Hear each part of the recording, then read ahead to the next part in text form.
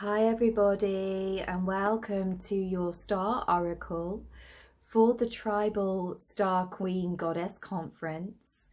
This astrology update will take you from the 8th to the 15th of January. So we are really entering the new year with a bang. We're really immersing ourselves into that Aquarian energy, which was activated at the solstice with the great conjunction of Jupiter and Saturnia. So on the 8th of January, Mercuria, the messenger goddess, is heading into Aquarius, the star weaver goddess. And she will be the first planetary body, apart from the moon, to really activate this conjunction. So she's going to move into this sign of the water bearer, sign of the cosmic goddess, and she's going to collide with Saturn and Jupiter. And she's also going to create a square to Mars and Uranus, who are coming very close together in the sign of Taurus all of this month. So Mercury's journey is really giving us a foreshadowing of the energies that we will be working with as one by one over the coming months. The planets move into Aquarius and they're all going to trigger off this square. They're all going to offer us this activation. So Mercury in Aquarius, her energy could be likened to that of the far-seeing eagle. She sees everything from the highest perspective. She is the one who rises us above the small, mundane details and invites us to see the bigger picture. Mercury in Aquarius is the innovative thinker. She is the genius that helps us to break free of old perceptions and perspectives collectively and personally. And this is going to really be enhanced by all of the alignments she's making with these other planets that I've talked about a little bit before. So Mercury square to these planets in Taurus is really asking us to think about how we are using our Taurian energy, how we are utilizing our Taurian resources and gifts in service to the collective. Aquarius is always thinking about what is good for the whole, and Taurus is all about our possessions. Taurus is about what we value. So at this time we might also find that our values and the things that we really held dear to us are also changing as new information and insights come through. So we're really looking at this, at this time, we're really being asked, how can we cooperate and collaborate rather than accumulate? How can we share the inspiration? How can we share the knowledge? How can we share our hearts with each other?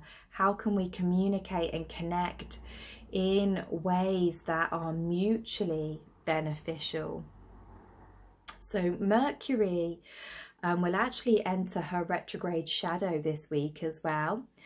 She's going to enter her shadow conjunct Jupiter, so we have this real spark of creativity and inspiration here on the 15th of January at 11 degrees. Later in the month, on the 30th, she's actually going to station retrograde, and she will move backwards and she'll meet Jupiter again in February. So it's really important that we take note of the ideas, the visions, the new pathways of illumination that are opening to us at this time, because they're going to be a big theme. They're going to come up to be re-examined and reworked as we go through into February. So the next big cosmic event that we are working with this week is the Capricorn New Moon. So it's the first new moon of the year, which is most often falls in the sign of Capricorn. And it is usually a time when we are using that earthly, grounded energy of Capricorn to start to anchor in our dreams and goals for the new year. But this year is slightly different because the new moon is going to be in a tight conjunction with Pluto, the dark mother. So we have this real energy of breakdown, this kind of Kali energy that comes in with this moon that takes us, you know, really back to the beginning of 2020. This new moon will be nearly on the same degree as the Saturn-Pluto conjunction, which of course was the beginning of the deep transformation that we had in our global reality last year. So this moon echoes us a little bit back to that time, and it's really asking us, you know, what are we still holding on to? What old structures are we still clinging to for security? What needs to be transformed in order for us to really start to embrace and embody this incoming Aquarian energy, which is all about, as I've said, doing what's good for the collective, whereas Capricorn is more about what I can achieve, what my ambitions are. So we're always coming back to that message, is how am I and my creations serving the evolution of humanity? So really using this moon as an opportunity to see what still needs to shift. We've also, at the time of this lunation, got Venus, who's in the early degrees of Capricorn, coming up to square Chiron, the Shamanka, in the early degrees of Aries. So this is an energy which can really take us into the wounds of our heart. It can really make us look at where we are still trying to gain security and approval from the outer world, where we're still defining our self-worth by the amount of success that we have. On an emotional level, this can be quite tender and painful. This can be a heart cleansing energy that leads us back ultimately into claiming our self-worth and learning how to value ourselves and what we have to offer. As the new moon rises, we also have Uranus, the storm goddess, the ruler of Aquarius, so the dispositor of all of these other planets which are moving through Aquarius at this time, changing direction. So when a planet stations, it changes direction, its energy is really strong, it ripples and reverberates throughout the cosmos. And we get a really intense burst of its frequency. So from here on out, we can really see that this kind of unpredictable, chaotic side of the Aquarian energy is going to be permeating our lives and the collective consciousness. So Uranus has been retrograde since August last year, so for about 6 months. So you can look to the Taurus ruled space of your birth chart to see how this is impacting you personally. But because this is no ordinary year, of course, Uranus is changing direction in very close proximity to Mars. They'll actually be exactly conjunct on the 20th of January for the inauguration day in the US. Uranus is in a very close square to Saturn and Jupiter, which will also become exact in the coming weeks and months as well. So it's this stationing and this period of the new moon that we're moving into this year this month, sorry, is really giving us a glimpse into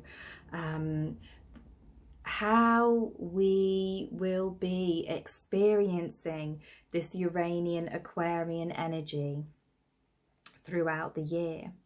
So Uranus, particularly in Taurus, which is a sign that really likes comfort, security, stability. It likes to have its finances in order. And Uranus says, you know, that we have to be really comfortable with change.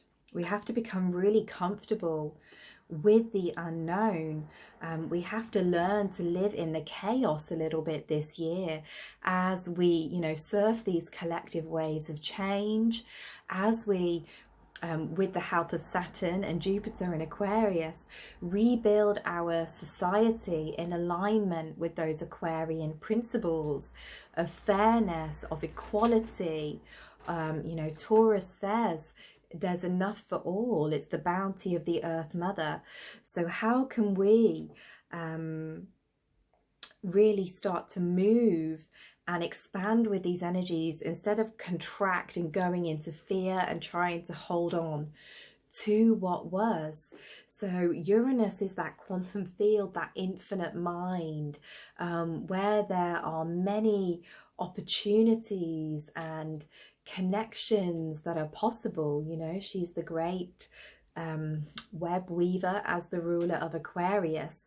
So really thinking about how we can utilize this energy to create the new in our own lives. And the more we can do that, the easier this journey will be for us personally and collectively. So we're really coming out of codependency on the system and coming into self-sufficiency and community orientated ways of living as we go through this year. So I hope that this little update has been helpful for you. I am sending you so many starry blessings for the first month of the year.